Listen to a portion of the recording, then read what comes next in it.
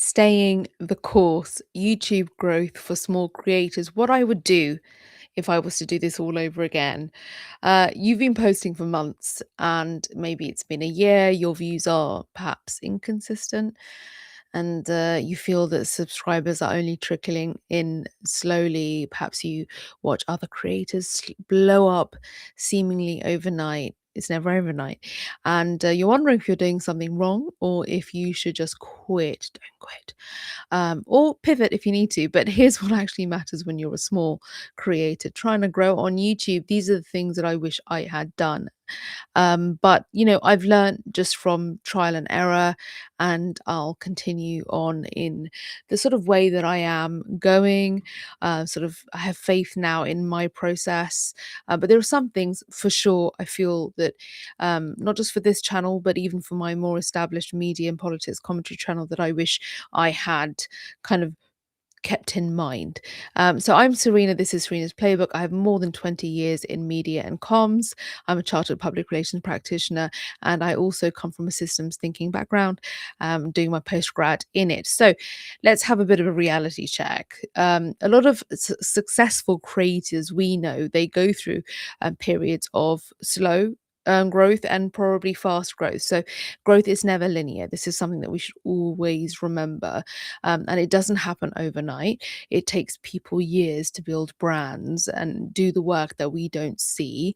And with small channels, you do have some advantages. You can experiment, you can do trial and error. I'm still doing it for this channel, for instance.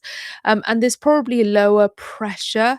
And when there's lower pressure, it's because your audience isn't already established. They aren't already expecting you to be a certain way, do things a certain way. So you have a little bit more freedom, compared to an established channel with an established following who are used to programming in a certain way. So let's have a little think about what actually drives growth. What are the things that we should be cognizant of? Now, I know, of course, thumbnail game can be a make or break situation. I don't spend loads of time on thumbnails only because I am the kind of creator who's low on edits and it's more lecture, think piece style. So I'm not doing those kind of fast cuts and jump cuts and all the rest of it. But I do completely acknowledge that you need a click worthy thumbnail and a good title combo. And you've got tools that are sort of available through YouTube for you to do some sort of A/B testing on your titles. Apparently, the first 30 seconds are all about delivering on the promise. So you got to give as much value, stack it up as much as possible up front. I probably don't do this well, because I kind of get stuck in intro, and I also get stuck in to setting the scene. And again, my sort of structure of videos are very different. It's about sort of taking you through kind of a thought process and getting you to reflect and even pause. You can take notes if you like. But yes, first 30 seconds, of course, I understand that. And so that's why I'm focusing on doing a quick intro and make sure you know about me within the first 60 seconds. Um, Content that holds the attention throughout. Yes, I understand that we are in the attention economy, but I also know that we have audiences who are prepared to tune in for longer form content. Let's just say if you're looking for that kind of longer form content audience, they are there.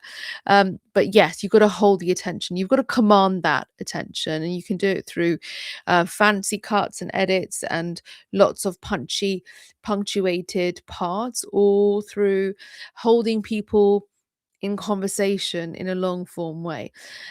Definitely have clear value right from the start so viewers can understand what they're going to get. So you've got to articulate that for others. And I think personally, all of these things definitely matter more than just a subscriber count going up. It's about building something that people are going to come back for. There is a bit of a consistency issue for sure. I find that when I've gone through periods of time where I'm posting a lot, or I've given myself a lot to sort of do, I will burn out. Burnout happens for anyone doing anything with such high churn. It's not just about content creation. So I don't want to ever advise On frequency, it's completely up to you. Sometimes I'm trying to get through sort of a critical mass sort of point, and so I'll go all in. What I did with my media and politics commentary channel is I did a live stream every day and doing commentary for 1 to 1.5 hours, and that's how I feel like it built and got to the sort of monetization point. After that, I slowed down by just doing sort of evergreen and topical videos and not as much streaming. And I saw a real um, decline in watch time and subscribers. And now that I'm picking it up again and doing, not daily streams, but definitely daily content, whether it's a YouTube short or a standalone video. Just did one on state sovereignty. And then I've just done one sort of reacting to a Trump press conference, and that's a live stream. I try to mix it up as much as possible, but keeping consistent with it. So my audience on that channel knows that I'm going to be around weekly. For this channel, for Serena's Playbook, I'll always put out a Monday YouTube tutorial, and then during seasonal periods or sort of bonus periods, I'll do multiple pieces of content within a week, and I'll let you know in advance when that's going to happen by setting up a premiere so you know what's to come. But otherwise, it'll always be a Monday video. I definitely think that it's better to have consistency than spending loads of time on something, because when you are starting out as a smaller creator, you're trying to figure out what's valuable for others. And I actually watched someone's TikTok video today saying, who are you to determine what's valuable? Who are you to determine what's high quality? Let the audience determine what the high quality is. So you just post as much as possible and figure out what it is that they want from you and how they want it from you. So I'm kind of understanding that a lot more, which is why I do trial and error a lot.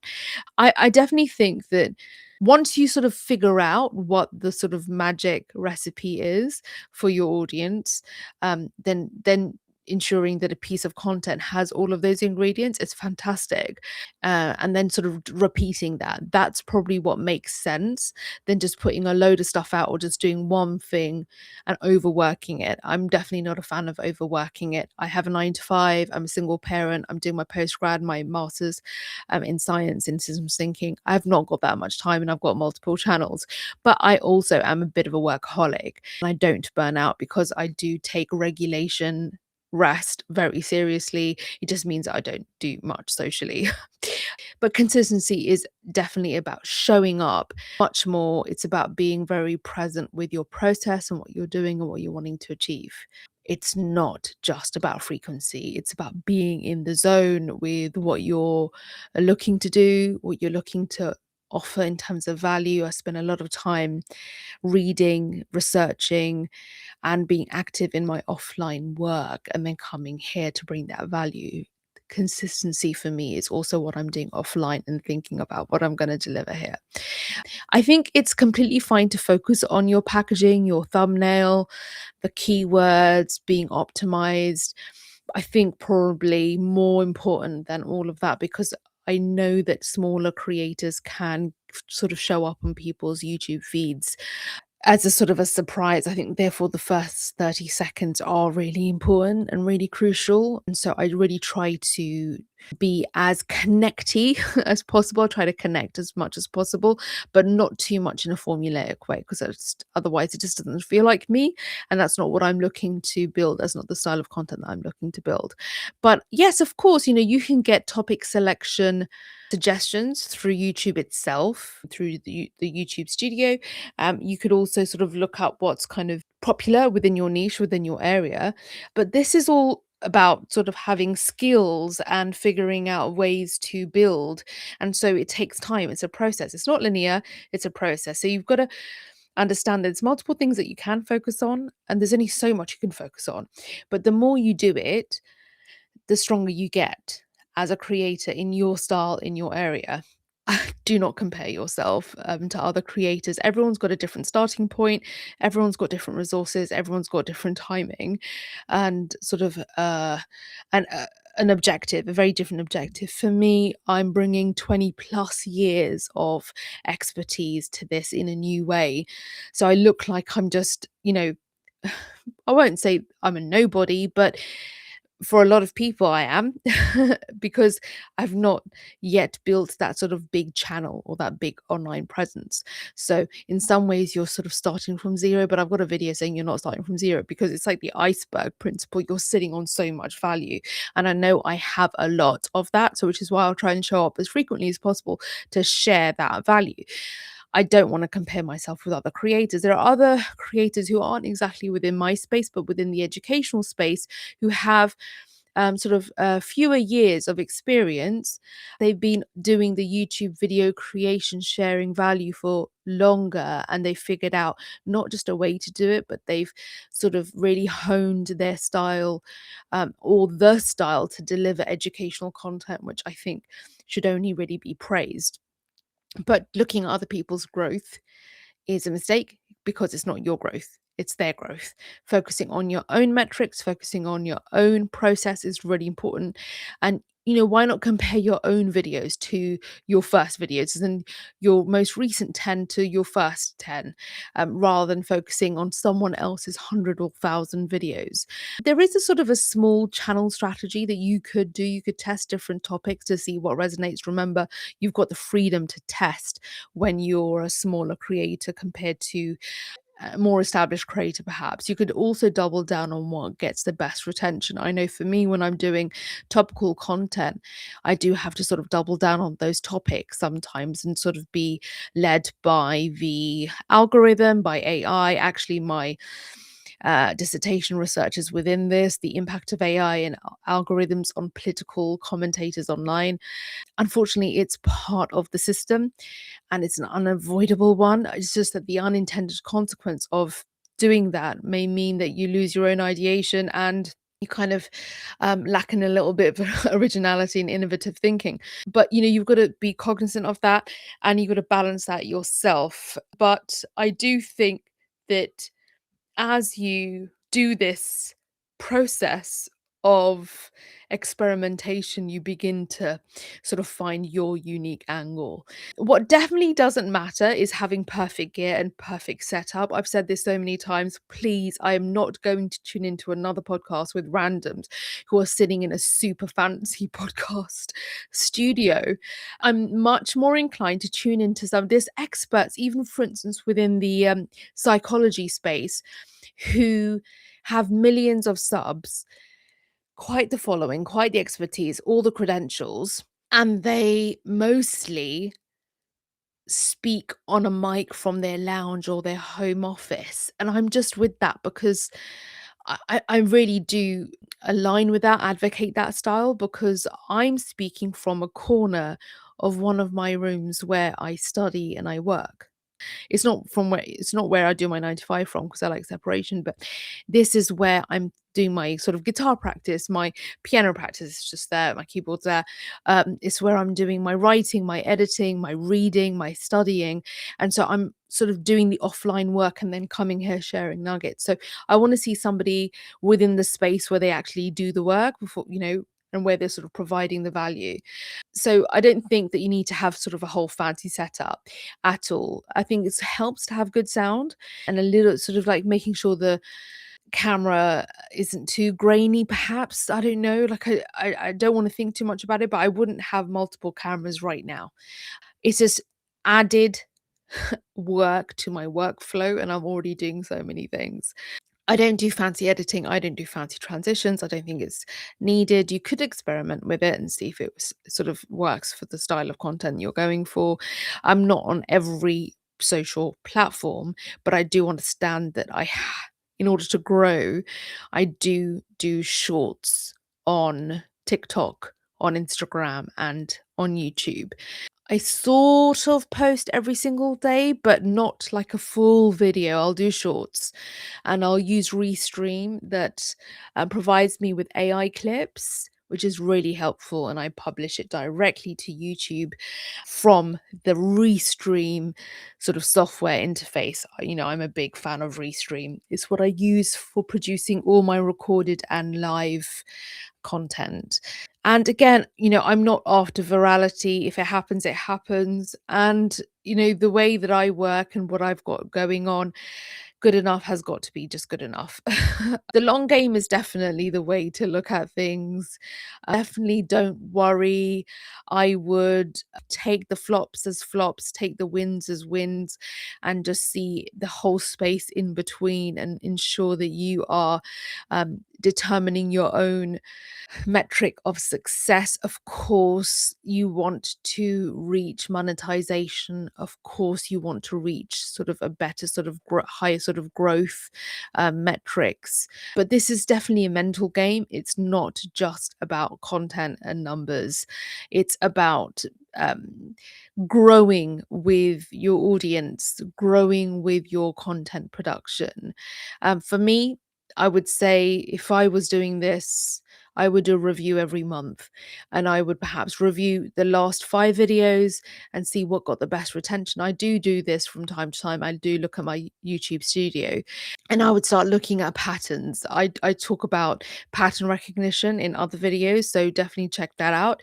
And perhaps I would just look at improving one thing. So maybe it's about hooks, maybe it's about how you pace yourself through the video, maybe it's about how you package it, and just look to improve one at a time, one thing at a time. It's one thing I've definitely heard from more established creators where they've said, I've just looked to improve one thing each time. So one thing I'm looking to do is produce my own intro outro music for more than one channel. I just can't get around to doing it. But I have the capability. I have some music production background. But most of all, I would just say keep learning, keep posting, keep improving, and just I would never. One thing I definitely wouldn't do, and that is expect to go from zero to hero in the sense that, oh, by the end of the year, I'll be a full time creator. I'm still doing my 9 to 5 and I'm managing multiple other things. And I haven't monetized in a way that I'm advised to by many, and that is sell courses, etc., etc. I do offer that in a piecemeal way. You can find links on it, but my objectives are slightly different, and that is trying to connect with fellow thinkers and creators in on Discord, on my Substack, here, of course, and looking at other growth opportunities. Packaging for courses is not necessarily something I would completely kind of say I won't do, but it's not my sort of priority number one. Actually, priority should just be one. It's a singular thing. But I really hope you are not going to lose faith. You are not failing at all just because you're a small creator. You are building, and certain breakthroughs will happen. Sudden breakthroughs will happen, whether it's a live stream that went really well, or you were really happy with the way a video turned out and it's helped you to uh, produce content more confidently, even if it didn't get so many views. It's again, it's a multifaceted process. It's never just about the metrics. So take your time. This does take a lot of repetition, and you've just got to stay the course. And you can tune in to my course, which is free. It's over here. It's on YouTube. It's 21 days for your brand communications. So do check that out. Otherwise, thank you so much for your time and attention. If you haven't already subscribed, please do, and like, comment, and share. And I'll see you in the next one.